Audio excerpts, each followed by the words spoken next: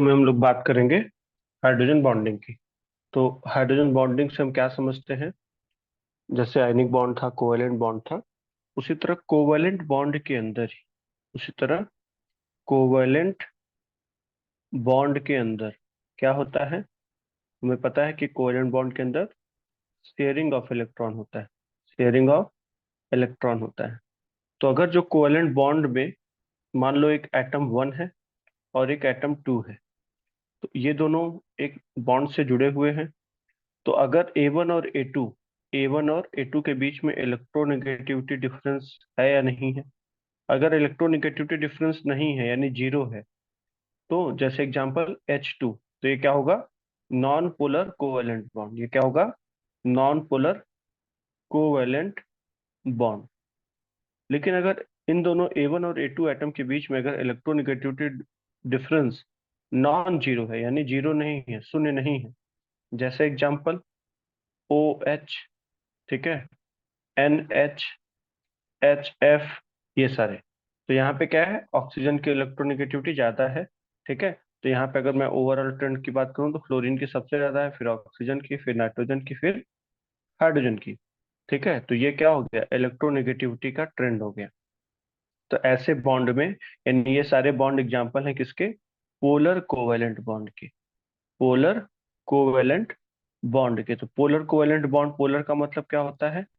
यहाँ पे delta charges रहेंगे, डेल्टा प्लस भी रहेगा और डेल्टा निगेटिव भी रहेगा। तो अगर हम थोड़ा सा एनालाइज करें, ऑक्सीजन की इलेक्ट्रोनेगेटिविटी ज्यादा है तो ये अपना इलेक्ट्रॉन अपने पास रखेगा, लेकिन ये जो हाइड्रोजन वाला इलेक्ट्रॉन है इधर आ जाएगा, तो डेल्टा निगेटिव और ये डेल्टा पॉजिटिव। ये क्या हो जाएगा? डेल्टा निगेटिव और ये delta positive, delta negative, delta positive. तो पोलर का मतलब वहां पे डेल्टा चार्जेज आएंगे। इतना हमें क्लियर हो गया? ठीक है, वहां पे डेल्टा चार्जेज आएंगे। ओके। तो हाइड्रोजन बॉन्डिंग में होगा क्या? हाइड्रोजन बॉन्डिंग के अंदर क्या होगा कि जो हाइड्रोजन है, हाइड्रोजन एक एटम, ये एक साइड, इसके दो साइड होंगे। ये एक side polar polar covalent bond से जुड़ा होगा एक्स एटम के साथ, और ये एक तरफ फोर्स ऑफ अट्रैक्शन लगेगा वाई एटम के साथ, और इसके पे रहेगा डेल्टा प्लस चार्ज, इसके पे रहेगा डेल्टा नेगेटिव चार्ज और डेल्टा नेगेटिव चार्ज। जहाँ पे एक्स और वाई की जो वैल्यू हो सकती है वो फ्लोरीन हो सकती है, ऑक्सीजन हो सकती है, नाइट्रोजन हो सकती है। फिर से मैं बता रहा हूँ कि हाइड्रोजन बॉन्ड किसको बोलते हैं? इस वाले बॉन्ड को बोला जाएगा पोलर कोवैलेंट बॉन्ड, लेकिन ये जो डेल्टा प्लस और डेल्टा नेगेटिव में बॉन्ड है इसको बोला जाएगा हाइड्रोजन बॉन्ड। तो हाइड्रोजन बॉन्ड क्या होता है? हाइड्रोजन बॉन्ड होता है कि जब हाइड्रोजन अपने किसी पोलर कोवैलेंट बॉन्ड से एक्स से जुड़ा हो और उसके पे डेल्टा प्लस चार्ज आ जाए, और ये दूसरे साइड से वाई से जुड़ा हो जिसपे डेल्टा नेगेटिव चार्ज है फोर्स ऑफ अट्रैक्शन के थ्रू। ये जो फोर्स ऑफ अट्रैक्शन डेवलप हुआ ये बहुत ही वीक फोर्स ऑफ अट्रैक्शन है, और ये वीक फोर्स ऑफ अट्रैक्शन जो होगा यही क्या कहलाएगा? Hydrogen bond. तो ये जो हाइड्रोजन बॉन्ड है ये दो तरह का होता है। या तो ये दो मॉलिक्यूल के बीच में होगा, दो मॉलिक्यूल के बीच में होगा, या एक मॉलिक्यूल के अंदर ही होगा। फिर से सुनिए, हाइड्रोजन बॉन्ड के हम टाइप्स की अगर बात करें, तो इस तरह का जो अरेंजमेंट है एक्स एच और वाई, एक्स एच और वाई वाला जो अरेंजमेंट है, ये क्या हो सकता है? ये बिटवीन द मॉलिक्यूल हो सकता है या विद इन द मॉलिक्यूल हो सकता है। अगर विद इन द मॉलिक्यूल है, मॉलिक्यूल के अंदर ही है, तो ऐसे हाइड्रोजन बॉन्ड को हम लोग बोलते हैं इंट्रा मॉलिक्यूलर हाइड्रोजन बॉन्ड। और बिटवीन दो मॉलिक्यूल्स के बीच में है, तो ऐसे वाले को हम बोलते हैं इंटर मॉलिक्यूलर हाइड्रोजन बॉन्ड। ठीक है, तो इंटरमॉलिक्यूलर का एग्जांपल क्या हो जाएगा? सबसे पहला एग्जांपल हो जाएगा डाइमराइजेशन। डाइमराइजेशन से पॉलीमर पढ़े थे, तो पॉलीमर में क्या हो रहा था? एक एक मॉलिक्यूल जो है दूसरे से, फिर दूसरा, तीसरे से, तीसरा, चौथे से, इसी तरह 100 डिफरेंट मॉलिक्यूल एक दूसरे से जुड़ के एक पॉलीमर बना रहे थे। तो एकलक से बहुलक बन रहा था। यहाँ पे द्विलक है, यानी एक मॉलिक्यूल, यहाँ पे एक मॉलिक्यूल क्या होगा? तो अगर हम ध्यान से देखें तो ये एक मॉलिक्यूल हो गया, ये ग्रीन वाला, और दूसरा मॉलिक्यूल जो हो गया ये वाला, जो मॉलिक्यूल हो गया ये दूसरा मॉलिक्यूल, यानी दो मॉलिक्यूल के बीच में है, यानी इसीलिए इसको हम डाई बोल रहे हैं। डाई मतलब दो। तो कार्बोक्सिलिक एसिड के अंदर डाइमराइजेशन जो होता है इसको बोलते हैं इंटर मॉलिक्यूलर हाइड्रोजन बॉन्डिंग। उसी तरह देखो, ये क्या है? एच एफ मॉलिक्यूल है, एक, फिर देखो ये दूसरा HF है, फिर ये देखो ये तीसरा HF है। अब हम इसको अगर क्लोजली एनालाइज करें तो फ्लोरीन पे क्या आएगा, डेल्टा निगेटिव, H पे आएगा डेल्टा पॉजिटिव, यहाँ आएगा डेल्टा पॉजिटिव, यहाँ आएगा delta negative, delta negative, delta positive. अगर हम बीच वाले मॉलिक्यूल को एनालाइज करें तो ये वाला जो H है, एक तरफ ये किससे जुड़ा है, पोलर कोवेलेंट बॉन्ड से, जबकि दूसरी तरफ यहाँ पे केवल फोर्स ऑफ अट्रैक्शन है, डेल्टा प्लस और डेल्टा निगेटिव चार्ज। इसी force of weak force of attraction को क्या बोलते हैं, हाइड्रोजन बॉन्ड। ये बहुत ही वीक होता है। ठीक है। इसी तरह आपको अमोनिया के अंदर भी दिख जाएगा। जैसे अगर हम अमोनिया में एनालाइज करें तो देखिए ये एक मॉलिक्यूल हो गया अमोनिया का, ठीक है, और ये दूसरा मॉलिक्यूल हो गया अमोनिया का, और ये वाला तीसरा मॉलिक्यूल हो गया अमोनिया का। तो ये क्या होगा, डेल्टा प्लस, ये हो जाएगा डेल्टा निगेटिव। ठीक है। अब ये हो जाएगा डेल्टा प्लस, ये हो जाएगा डेल्टा निगेटिव। ठीक है। तो इसको हटा सकते हैं, ये मिसप्रिंट है। तो ये तीन मॉलिक्यूल्स अमोनिया के क्या है, आपस में इंटर मॉलिक्यूलर हाइड्रोजन बॉन्डिंग से जुड़े हुए हैं। अब देखो यहाँ पे केज लाइक स्ट्रक्चर है। वाटर में क्या होगा, एक वाटर मॉलिक्यूल कितने से जुड़ा हुआ है, इसको कैलकुलेट करते हैं। तो मान लो हमारा एक वाटर मॉलिक्यूल है, ये हो गया H2O, ठीक है, और ये हो गया H2O, और ये हो गया H2। तो एक मेरा हाइड्रोजन बॉन्ड जो है ये हो गया H2। तो एक, दो, ठीक है, ये तीन, और यहाँ से चार। तो एक हाइड्रोजन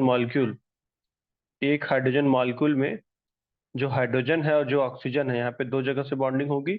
O पे डेल्टा निगेटिव है तो ये दूसरे मॉलिक्यूल के डेल्टा प्लस वाले S से जुड़ेगा, और इसके पास दो हाइड्रोजन डेल्टा प्लस है तो ये ऑक्सीजन डेल्टा निगेटिव से जुड़ेगा। तो ओवरऑल यहाँ पे हम क्या सीखते हैं कि वाटर मॉलिक्यूल के अंदर जो एक वाटर मॉलिक्यूल है ये चार हाइड्रोजन बॉन्ड बनाता है, चार हाइड्रोजन बॉन्ड बनाता है। इतना ज्यादा हाइड्रोजन बॉन्ड बनाने की वजह से इसका स्ट्रक्चर केज लाइक स्ट्रक्चर हो जाता है, केज लाइक स्ट्रक्चर हो जाता है। इंट्रामालिक्यूलर की अगर हम बात करें तो इसका मतलब ये हुआ कि जो ये वाला अरेंजमेंट है एक्स, एच और वाई वाला, ठीक है, तो यहाँ पे डेल्टा पॉजिटिव, यहाँ डेल्टा निगेटिव, ये पोलर कोवेलेंट बॉन्ड, और ये क्या हो जाएगा, हाइड्रोजन बॉन्ड। तो ये वाला जो अरेंजमेंट था अब ये दो मॉलिक्यूल्स के बीच में नहीं, ये किसी एक मॉलिक्यूल के अंदर ही हो जाएगा। तो जैसे अगर हम यहाँ पे बात करें तो इस मॉलिक्यूल में CO बॉन्ड भी है तो डेल्टा निगेटिव, इस मॉलिक्यूल के अंदर OH बॉन्ड भी है तो डेल्टा निगेटिव डेल्टा प्लस। तो ये क्या हो गया, PCB पोलर कोवेलेंट बॉन्ड, और ये वाला क्या हो जाएगा, हाइड्रोजन बॉन्ड। लेकिन ये वाला इंट्रा मालिकुलर होगा, विद इन द मॉलिक्यूल, ठीक है, एक मॉलिक्यूल के ही अंदर। ये क्या है, आर्थोनाइट्रोफेनॉल। आर्थोनाइट्रोफेनॉल में तो ये क्या हो जाएगा, डेल्टा प्लस, ये हो जाएगा डेल्टा निगेटिव, और ये हो जाएगा डेल्टा निगेटिव। तो ये हो जाएगा हाइड्रोजन बॉन्ड, ठीक है, ये हो जाएगा hydrogen bond, delta negative, delta positive, delta negative. चलो, अब ये क्या है, मैलिक एसिड। इसका नाम मैलिक एसिड है, इसका नाम सैलिस सैलिसल डिहाइड या ortho hydroxy benzaldehyde. Common name इसका है सैलिसल डिहाइड, ठीक है। ये सेम मॉलिक्यूल, ये दोनों सेम मॉलिक्यूल है। तो इसको मैं सैलिसिलिक एसिड कर दे रहा हूँ, COOH। एक मिनट, रिपीट हो रहा है यहाँ पे। इसका नाम सैलिसिलिक एसिड बता दे रहा हूँ। चलो, तो ये वाला देखो यहाँ पे डेल्टा निगेटिव है, यहाँ डेल्टा प्लस है, तो ये पोलर कोवेलेंट बॉन्ड हो गया। ये क्या है, डेल्टा प्लस और डेल्टा निगेटिव के बीच में, तो ये हाइड्रोजन बॉन्ड हो जाएगा। चलिए, अब इसकी वजह से हाइड्रोजन बॉन्ड से होने की वजह से क्या क्या चीजें होती हैं, तो देखो ध्यान से। पहले हम फिजिकल स्टेट अगर समझने की कोशिश करें तो तीन तरह की अवस्थाएं होती हैं। किसी भी पदार्थ की तीन अवस्थाएं हो सकती हैं। पहली चीज, या तो वो गैस रहे, या तो वो लिक्विड रहे, और या तो फिर वो सॉलिड रहे। तो सॉलिड, कोई चीज सॉलिड है तो क्यों, क्योंकि उसके मॉलिक्यूल बहुत ही क्लोज है। उसके मॉलिक्यूल्स क्या है, आपस में बहुत ही क्लोज है। लिक्विड क्या है, ये थोड़ा सा दूर है, थोड़ा सा दूर है। और गैस में तो एकदम ही दूर है, एकदम ही दूर है। तो क्या समझ में आया इससे? कि यहाँ पे देख रहे हैं इंटरमालिकुलर जो डिस्टेंस है, इंटरमालिकुलर जो डिस्टेंस है, तो मैं पहले यहाँ पे लिखूंगा इंटर, दो मॉलिक्यूल्स के बीच में, यानी दो मॉलिक्यूल्स के इंटरमालिकुलर डिस्टेंस यहाँ पे मैक्सिमम है। इन दो के बीच में गैप यहाँ पे थोड़ा सा मॉडरेट है, बीच में है, मॉडरेट है। और यहाँ पे बिल्कुल है ही नहीं, बहुत ही कम है, लीस्ट है। तो ये ऐसा क्यों हुआ? क्योंकि इंटरमालिकुलर फोर्स जो है वो वेरी कर रहा है। यानी इंटरमालिकुलर फोर्स की बात करें तो इधर से इधर आने पे इंटरमालिकुलर फोर्स बढ़ रहा है, इंटरमालिकुलर फोर्स इंक्रीज कर रहा है। तो हम बोलेंगे गैस में सबसे कम, लिक्विड में उससे ज्यादा, और सॉलिड में सबसे ज्यादा इंटरमालिकुलर फोर्स है। ठीक है। तो अब देखो, जब हाइड्रोजन बॉन्डिंग होगी, तो हाइड्रोजन बॉन्डिंग होगी तो क्या होगा? कोई चीज अगर गैस है, ठीक है, तो वो दूर रहेगा। यानी हाइड्रोजन बॉन्डिंग, अगर मान लो हाइड्रोजन बॉन्डिंग में करा दिया, तो ये आपस में क्या होंगे? क्लोज होंगे। तो अगर मैं कोरिलेट करूं तो मैं ये बोल सकता हूं कि हाइड्रोजन बॉन्डिंग अगर बढ़ेगी, कौन सी? इंटरमालिकुलर वाली। अगर इंटरमालिकुलर हाइड्रोजन बॉन्डिंग होती है तो दो मॉलिक्यूल्स के बीच की दूरी, इंटरमालिकुलर हाइड्रोजन बॉन्डिंग अगर होती है, तो जो डिस्टेंस है, यानी इंटरमालिकुलर डिस्टेंस, डिस्टेंस क्या होगा? घटेगा। इंटरमालिकुलर डिस्टेंस वो हो जाएगा इन्वर्सली प्रोपोर्शनल, यानी घट जाएगा। तो जब इंटरमालिकुलर डिस्टेंस घटेगा तो जो इंटरमालिकुलर फोर्स है, इंटरमालिकुलर फोर्स वो क्या होगा? बढ़ेगा। तो जब इंटरमालिकुलर फोर्स बढ़ेगा तो कोई भी चीज, अगर वो गैस थी, अगर वो गैस थी तो वो क्या होगी? लिक्विड बनना चाहेगी। और कोई चीज अगर लिक्विड थी तो क्या बननी चाहेगी? सॉलिड बननी चाहेगी। तो ये हमने कोरिलेट किया अवस्था को। तो कोई भी चीज अगर गैस है तो वो लिक्विड, और लिक्विड है तो अगर वो सॉलिड में बनना चाहेगी। तो एग्जाम्पल क्या हो जाएगा? जैसे वाटर अगर मैं ले लूं, तो अगर मैंने उसको उसको हीट किया है, वाटर अगर गैसियस फेज में है, मैं उसको अगर थोड़ा ठंडा कर दूंगा ना, तो वो लिक्विड में चेंज हो जाएगा, H2O लिक्विड में। ठीक। फिर मैं उसको और ठंडा कर दूंगा, फ्रिज में रख दूंगा, तो वो H2O सॉलिड में। तो इसका मतलब क्या हुआ? गैस से लिक्विड, लिक्विड से सॉलिड, यानी ये आइस बन गया। ये आइस बन गया। ये क्या है? भाप, वेपर है। और ये पानी है। तो यहाँ पे हम वाटर की अवस्था देख रहे हैं कि इंटरमालिकुलर भाप से लेके अगर हम आइस तक जाएं तो इंटरमालिकुलर फोर्स क्या हो रहा है? बढ़ रहा है। उसी तरह जो HF है, HF क्या है? ये सॉलिड अवस्था में रहता है। क्यों? क्योंकि HF के बीच में हाइड्रोजन बॉन्डिंग होती है, HF के बीच में हाइड्रोजन बॉन्डिंग होती है। दूसरी चीज, वाटर जो है वो क्या है? लिक्विड स्टेट है। लेकिन जो इसी के नीचे हाइड्रोजन सल्फाइड है, ये गैस है। क्यों? क्योंकि यहाँ पे हाइड्रोजन बॉन्डिंग हो जाएगी।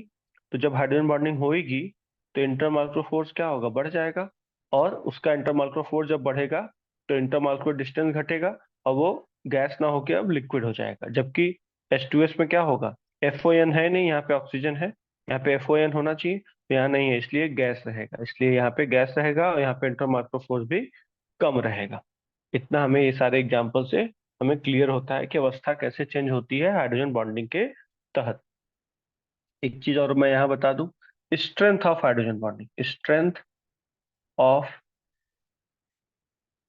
हाइड्रोजन बॉन्डिंग की अगर हम बात करें, चूंकि हमें पता है कि X, H और Y, यानी यहाँ पे डेल्टा निगेटिव या यहाँ पे डेल्टा पॉजिटिव चार्जेस हैं, तो यानी यहाँ पे क्या इन्वॉल्व है? Q1 चार्ज प्लस Q और माइनस Q। यहाँ पे क्या लगेगा? कुलाम्स लॉ लगेगा। क्या लगेगा?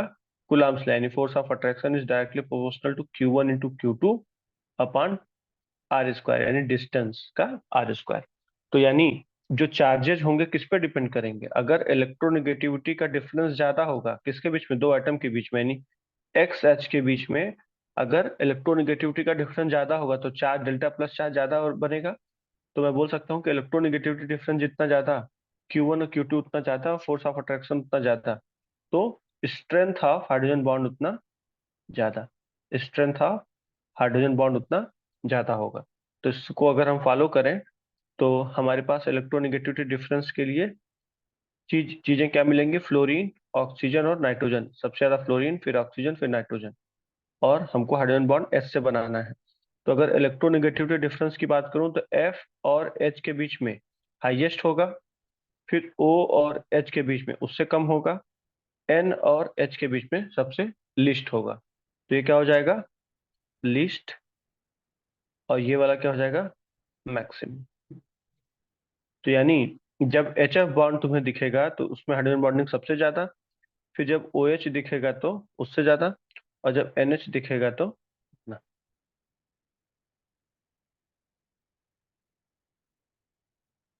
ठीक है, तो ये हमारा order of strength of hydrogen bond हो जाएगा। तो अगर हमको कंपेयर भी करना होगा तो हाइड्रोजन बॉन्ड हम कंपेयर कर सकते हैं। चलो, तो अब एसोसिएशन की बात करें तो अगर यानी जब हाइड्रोजन बॉन्डिंग होगी तो मॉलिक्यूल क्या होंगे, एक दूसरे के नजदीक आएंगे, तो यानी उसी को बोल देंगे एसोसिएशन। दो मॉलिक्यूल नजदीक आएंगे, जैसे कार्बोक्सिलिक एसिड में है तो उसको बोलेंगे डाइमेराइजेशन। और अगर केज लाइक स्ट्रक्चर बन गया जैसा कि पानी में है तो उसको हम बोलेंगे केज लाइक स्ट्रक्चर। अगर सीट लाइक स्ट्रक्चर बन जाएगा जो कि बोरिक एसिड में होता है तो हम उसको सीट लाइक स्ट्रक्चर बन जाएगा। और कई बार पॉलीमर बन जाता है, तो जितने भी पॉलीएमाइड्स पॉलीमर होंगे, और जो हमारा डीएनए और आरएनए है हमारे बॉडी में, वो भी क्या है, पॉलीमराइजेशन का ही एग्जाम्पल है। ठीक है, अब देखो ध्यान से, अब हमें समझना है मेल्टिंग पॉइंट और बॉइलिंग पॉइंट, गलनांक और क्वथनांक। तो देखो, चाहे तुम्हें किसी चीज को मेल्ट करना है, मेल्ट क्या होता है, जैसे मान लो कोई चीज सॉलिड है, ठीक है, तो उसको लिक्विड ले जाओ तो मेल्ट हो गया। बॉयल करना है, यानी कोई चीज लिक्विड है उसको गैस में ले जाओ, यही तो हुआ। मेल्ट करने का मतलब क्या हुआ, अगर बर्फ है उसको थोड़ा सा आग दे दो तो क्या हो जाएगा, पानी में चेंज होगा। अगर कोई चीज लिक्विड है उससे भाप बना दो, पानी को और गर्म कर दो सर्दियों में, तो वो गैस बन जाएगा। ठीक है, तो अगर इंटरमालिक्यूलर हाइड्रोजन बॉन्डिंग होगी, अगर इंटरमालिक्यूलर दो मॉलिक्यूल्स आपस में क्लोज जुड़ेंगे, ऐसे हजारों मॉलिक्यूल आपस में क्लोज जुड़ेंगे, तो जब इंटरमॉलिक्यूलर हाइड्रोजन बॉन्डिंग होगी तो मॉलिक्यूल एक दूसरे के नजदीक आएंगे, यानी एसोसिएशन ऑफ मॉलिक्यूल होगा, यानी ढेर सारे एडिशनल हाइड्रोजन बॉन्ड फॉर्मेशन होंगे, ज्यादा हाइड्रोजन बॉन्डिंग होगी, तो मेल्टिंग पॉइंट भी बढ़ेगा। अब हमको ज्यादा एनर्जी देना होगा, क्यों, क्योंकि दो मॉलिक्यूल्स के बीच में तो कोई बॉन्डिंग थी नहीं, लेकिन अब जब हाइड्रोजन बॉन्डिंग होने लगेगी तो टोटल नंबर ऑफ बॉन्ड बढ़ जाएंगे, तो हमको ज्यादा एनर्जी देनी, उष्मा देनी होगी, ताकि बॉन्ड को मैं तोड़ पाऊं और मेल्ट कर सकूं या बॉयल कर सकूं, गलनांक और क्वथनांक कर सकूं। लेकिन अगर इंट्रामॉलिक्यूलर हाइड्रोजन बॉन्डिंग होने लगेगी तो क्या होगा, हाइड्रोजन बॉन्डिंग एक ही मॉलिक्यूल के अंदर होने लगी, अब दूसरा मॉलिक्यूल नहीं जुड़ पाएगा। ठीक है, तो उसकी वजह से क्या होगा कि probability of intermolecular hydrogen bonding घटने लगेगी, तो एसोसिएशन भी घटने लगेगा, और इसलिए मेल्टिंग पॉइंट और बॉइलिंग पॉइंट घटेगा। तो क्या सीखे कि इंटरमॉलिक्यूलर हाइड्रोजन बॉन्डिंग जब भी होगी तो मेल्टिंग पॉइंट बॉइलिंग पॉइंट ज्यादा होगा, और इंट्रामॉलिक्यूलर हाइड्रोजन बॉन्डिंग जब होगी तो मेल्टिंग पॉइंट बॉइलिंग पॉइंट कम होगा। तो एक क्वेश्चन करते हैं, मान लो ये हमारे पास एग्जांपल है आर्थो नाइट्रोफेनॉल का।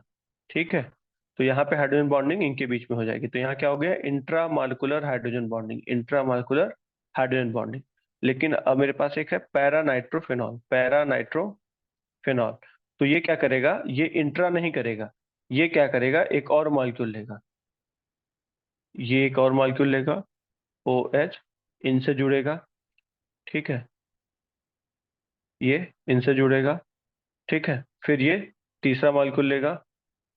ठीक है, समझ रहे हो, तो यहाँ पे क्या होगा, कहने का मतलब जो पैरा वाला है, ये पैरा वाला जो आर्थोनाइट्रोफेनॉल है, यहाँ पे दो या दो से ज्यादा यानी इंटरमॉलिक्यूलर हाइड्रोजन बॉन्डिंग होगी।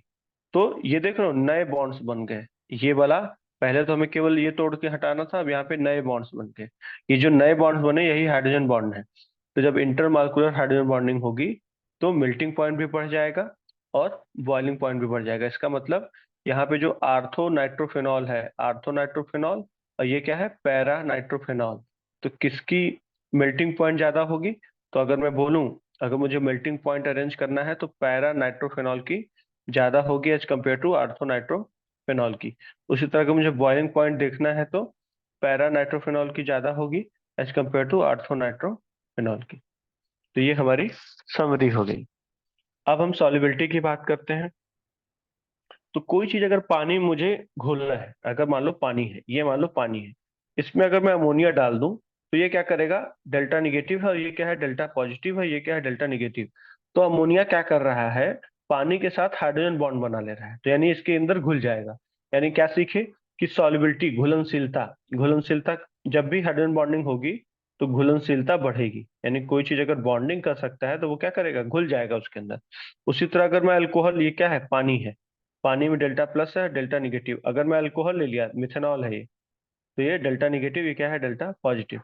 तो हम क्या देख रहे हैं, यहाँ पे हाइड्रोजन बॉन्ड बन गया, यहाँ पे हाइड्रोजन बॉन्ड बन गया, यानी अल्कोहल और अमोनिया ये दोनों पानी में घुलेंगे। लेकिन अगर मैं बेंजीन ले लूंगा, अगर मैं बेंजीन ले लूंगा, तो यहाँ पे देखो एफ भी नहीं है, ओ भी नहीं है, एन भी नहीं है। तो बेंजीन जो है पानी के अंदर इनसॉल्युबल है, क्या है, इनसॉल्युबल, घुलेगा नहीं। लेकिन अगर मैं मिथेनॉल ले लूं, अगर मैं मिथेनॉल ले लूं, तो ये सॉल्युबल है, methanol is soluble in water. और अगर मैं अमोनिया ले लूं तो ammonia is soluble in water, is soluble in water। तो इस तरह से ये हमारा कॉन्सेप्ट बहुत ही अच्छे से क्लियर होता है। ठीक है। अब विस्कोसिटी क्या होता है, विस्कोसिटी का मतलब जैसे तुमने ग्लिसरीन देखा होगा, ठीक है, तो ग्लिसरीन क्या होता है, चिपकता है ना। तो विस्कोसिटी उसी को बोलते हैं, यानी कोई चीज फ्लो ना करे। जैसे पानी को मैं अगर करूं तो देखो ऐसे फ्लो करेगा, लेकिन अगर मैं ग्लिसरीन ले लूंगा तो वो जल्दी फ्लो नहीं करेगा, वो बहुत ही रेजिस्टेंस शो करेगा फ्लो करने में।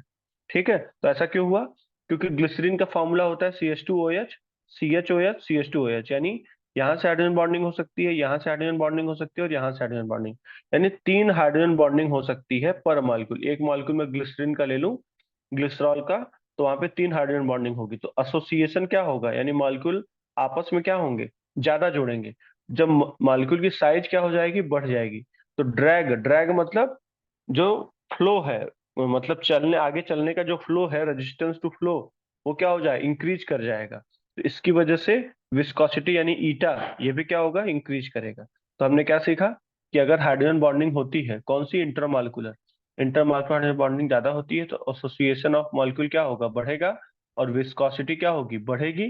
तो मॉलिक्यूल स्लो मूव करेगा, मॉलिक्यूल का मूवमेंट, मूवमेंट ऑफ मॉलिक्यूल क्या हो जाएगा, स्लो, मूवमेंट ऑफ मॉलिक्यूल क्या हो जाएगा, स्लो हो जाएगा। तो ये हमने नई चीज यहाँ पे सीखी। ठीक। इसका इंपॉर्टेंस क्या है हाइड्रोजन बॉन्डिंग का, इसका इंपॉर्टेंस यही है कि हमारा जो लाइफ है, हमारे इवन बॉडी में 70% पानी है। तो अगर हाइड्रोजन बॉन्डिंग नहीं होती तो हमारा जो लाइफ है अर्थ के ऊपर वो पॉसिबल नहीं होता, हमारा DNA RNA भी स्टेबल नहीं रहता। ठीक है। उसी तरह हम कुछ चीजें और एक्सप्लेन कर सकते हैं कि HF सॉलिड स्टेट में क्यों होता है, वाटर टेट्राहेड्रल स्ट्रक्चर और 4 हाइड्रोजन बॉन्ड कैसे बना रहा है, बोरिक एसिड का सीट स्ट्रक्चर कैसे होता है। तो ये सब कुछ जो है किसी भी चीज का स्ट्रक्चर ऑफ मॉलिक्यूल हम गेस कर सकते हैं या बता सकते हैं with the help of hydrogen bonding. तो अगली वीडियो में अब हम मेटेलिक बॉन्डिंग कवर करेंगे। तो ये वीडियो हमारा हाइड्रोजन बॉन्डिंग के लिए है। इतना आपके एग्जाम के लिए मोर देन एनफ है। Till then take care.